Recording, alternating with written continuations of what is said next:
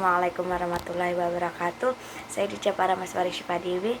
Di sini saya akan menjawab tugas belajar di luar kelas hari ke-28, yaitu yang pertama saya diminta untuk menyimak 2 link YouTube, yang mana yang pertama tentang teori bandul dan yang kedua tentang baca-bacaan. Lalu saya diminta untuk menjawab pertanyaan. Yang pertama pertanyaan tentang baca-bacaan. Yang pertama ada, jelaskan apa yang dimaksud dengan kegiatan bermain baca-bacaan. Jadi kita bedah dulu ya satu-satu. Di sini ada kata bermain dan ada kata baca-bacaan. Nah, jadi kata bermain ini adalah sesuatu kegiatan yang mana kegiatannya ini menyenangkan untuk anak. Jadi anak ini melakukan kegiatan bermain ini tanpa adanya paksaan dari pihak manapun. Tidak ada target yang harus dicapai oleh anak. Intinya anak ini senang dengan kegiatan bermain ini. Lalu kata baca-bacaan atau kata membaca. Nah, arti kata membaca ini adalah melihat, memaknai isi dari tulisan tersebut. Jadi isi tulisan itu baik yang diverbalkan ataupun yang dilihatkan itu kita tuh harus bisa memaknai, harus bisa melihat isi dari tulisan tersebut. Nah, karena kita ini adalah bimba, kita harus tahu makna membaca ini sebenarnya apa. Nah, makna dari membaca ini bukan hanya sekedar membunyikan katanya saja, bukan hanya sekedar membunyikan kalimatnya saja, tetapi yang utama adalah bisa memaknai isi dari bacaannya tersebut, seperti itu. Lalu yang nomor 2, jelaskan kegiatan apa saja yang termasuk dalam kegiatan bermain baca-bacaan. Jadi kegiatan yang termasuk dalam bermain baca-bacaan itu bisa kita ketika kita bermain tiket ya, tiket yang sudah dikuasai oleh anak, yang sudah pernah dimainkan oleh anak, kita bisa memintanya lagi untuk memainkan kembali tiketnya ini. Agar apa? Agar anak lebih terampil lagi, seperti itu. Kita minta untuk mengulangnya lagi. Lalu kita juga bisa ketika kita mendongeng, itu juga bisa termasuk kegiatan yang bermain baca-bacaan. Lalu berbahasa bimba, lalu kita meminta anak untuk membaca buku cerita, membaca buku komik, majalah bimba. Nah, itu juga bisa termasuk dalam kegiatan bermain baca-bacaan, yang mana ketika kita melakukan kegiatan bermain baca-bacaan bersama anak ini, kita harus selalu menggunakan paradigma bimba. Lalu yang nomor 3, apa tujuan dari kegiatan bermain baca-bacaan? Nah, karena kita ini adalah bimba A, I, U, E, O, yang mana kita terfokus, kita tertuju untuk menumbuhkan minat baca dan minat belajarnya anak. Yang sudah pasti tujuan dari kegiatan bermain baca-bacaan ini adalah agar anak lebih terampil, agar anak lebih senang lagi untuk membaca, agar anak lebih terampil untuk membaca, seperti itu. Lalu yang nomor 4, kapan kegiatan bermain baca-bacaan dilakukan oleh motivator? Nah, jadi kegiatan bermain baca-bacaan dilakukan oleh motivator itu bisa dilakukan setiap saat, bisa di kegiatan pembuka, kegiatan awal. Jadi kegiatan awal tuh kita bisa berdialog dengan anak menggunakan bahasa bimba. Lalu pada saat kegiatan inti kita bisa mengarahkan anak untuk bermain tiket, dan lalu di kegiatan akhir kita bisa berdialog lagi dengan anak itu dengan bahasa bimba. Jadi kita bisa melakukannya setiap saat, seperti itu. Lalu yang nomor 5, mengapa kegiatan bermain baca-bacaan menjadi kegiatan prioritas utama yang harus dilakukan oleh motivator? Nah, jadi jawabannya adalah karena kita ini berada di bimba yang memiliki tujuan khusus untuk menumbuhkan minat baca dan minat belajarnya anak secara intrinsik. Jadi menumbuhkan minat minat bacanya anak ini menjadi poin utama, menjadi bobot yang paling tinggi di antara yang lain. Di antara kita memberikan modul tulis-tulis itu bobot bermain baca-bacaan itu lebih tinggi, lebih utama. Kita misalkan saja kalau kita sedang eskul basket, pasti kegiatan yang paling utama, kegiatan yang paling prioritas adalah bermain basket. Nah, begitu pula ketika kita sedang membimbakan anak. Jadi kegiatan utama kita adalah bermain baca-bacaan. Jadi penting sekali, menjadi prioritas utama sekali agar tumbuh minat bacanya anak ini secara intrinsik. Lalu yang nomor 6, apa yang harus dievaluasi oleh motivator ketika anak bermain baca-bacaan. Jadi yang harus kita evaluasi adalah afeksinya anak, sikapnya anak, ekspresinya anak. Apakah anak ini senang atau tidak, apakah anak ini sudah tertarik atau belum ketika kita bermain baca-bacaan, apakah anak ini antusias atau tidak. Itu harus kita lihat, harus kita evaluasi lagi, seperti itu. Lalu yang nomor 7, bagaimana cara menerapkan kegiatan bermain baca-bacaan bersama anak. Jadi cara menerapkannya adalah yang pertama, kita bisa mengawalinya dahulu. Jadi setelah kegiatan awal ya, kita masuk kegiatan inti, kita bisa mengarahkan anak untuk bermain baca-bacaan secara bersama-sama, berbarengan gitu. Nah, setelah kita mengarahkan anak untuk bermain baca-bacaan secara berbarengan, kita bisa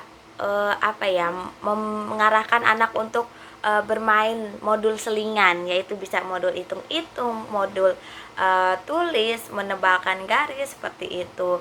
Nah, ketika kita sedang memberikan selingan, memberikan modul selingan itu tidak harus selesai. Jadi mungkin baru separohnya itu selesai, kita bisa mengarahkan anak kembali untuk bisa bermain baca-bacaan kembali, seperti itu.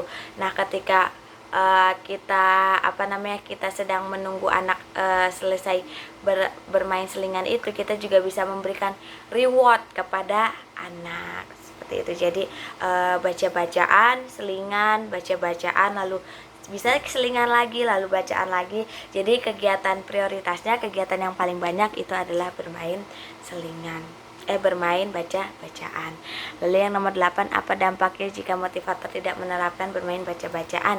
Jadi dampaknya adalah anak menjadi tidak terampil dalam membaca. Anak tidak bisa memahami setiap kata, setiap kalimatnya. Dan ketika anak tidak terampil membacanya, maka anak akan menjadi tidak senang ketika kita akan bermain dengan anak. Lalu orang tua pun akan menjadi tidak senang, seperti itu.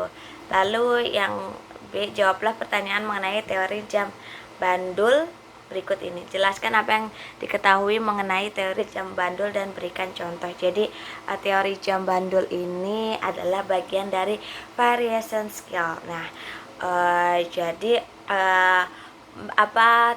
teori ini disebut juga dengan teori prioritas, yang mana prioritasnya ini adalah bermain baca-bacaan. Jadi kita analoginya ini seperti jam bandul. Jadi jam bandul itu ketika dia bergerak ke kanan, dia akan kembali ke tengah, lalu tengah dia akan ke kiri, lalu balik lagi ke tengah.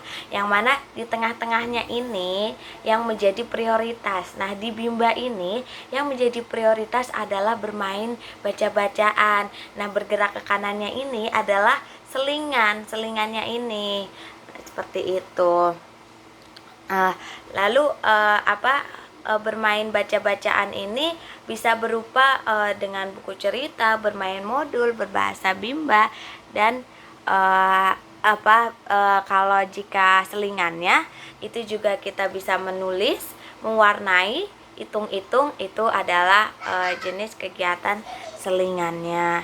Lalu nomor 2, apa tujuan penerapan teori jam bandul? Jadi tujuan penerapan teori jam bandul ini adalah karena kita ini adalah Bimba. Bimba ini berfokus menumbuhkan minat baca dan minat belajarnya anak, di mana prosesnya ini harus menyenangkan. Nah, ketika kita menerapkan teori bandul ini,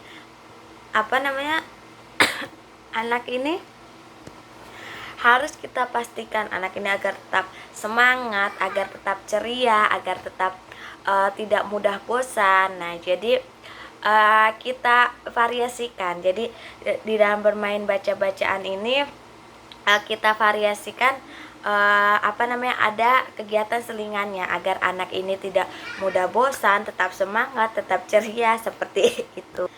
Lalu yang nomor 3, kapan motivator menerapkan teori jam bandul. Jadi kita bisa menerapkan teori jam bandul ini setiap saat. Jadi sepanjang kegiatan bermain sambil belajar ini kita bisa menerapkan teori jam bandul. Lalu yang nomor 4, bagaimana cara menerapkan teori jam bandul. Jadi ketika kita akan menerapkan teori jam bandul, kita bisa yang pertama kita bisa meminta anak untuk bermain baca-bacaan secara bersama-sama. Ketika anak telah selesai bermain baca-bacaan, kita bisa memberikan reward kepada anak. Wah, kakak rajin sekali main baca-bacaannya, sudah sampai 4 tiket ya. Nah, ketika telah selesai bermain baca-bacaan, kita bisa memberikan materi selingan, yaitu misalkan si anak ini kita minta untuk memilih, wah kakak ini mau bermain apa nih, mau tulis-tulis atau hitung-hitung nih. Nah, kita bisa meminta anak untuk memilih seperti itu. Ketika anak telah selesai bermain selingan, kita bisa mengarahkan anak kembali untuk bisa bermain baca-bacaan kembali seperti itu. Jadi tetap yang utama adalah bermain baca-bacaannya. Lalu yang nomor 5, bagaimana jika motivator tidak menerapkan teori jam bandul. Jadi ketika motivator tidak menerapkan teori jam bandul ini, anak akan menjadi tidak senang, anak akan menjadi mudah bosannya. Karena apa? Karena jika terus-terusan kita minta untuk anak bermain baca-bacaan, maka anak akan merasa bosan, maka anak akan semangatnya nih kurang. Oh ibu, aku males nih dari tadi main baca-bacaan terus. Nah, karena tidak ada selingannya seperti itu. Nah, lalu nomor 6, apa dampaknya jika motivator tidak menerapkan teori jam bandul? Jadi dampak dari motivator tidak menerapkan teori jam bandul ini adalah anak akan merasa tidak nyaman. Karena anak bosan tadi, maka anak akan merasa tidak nyaman.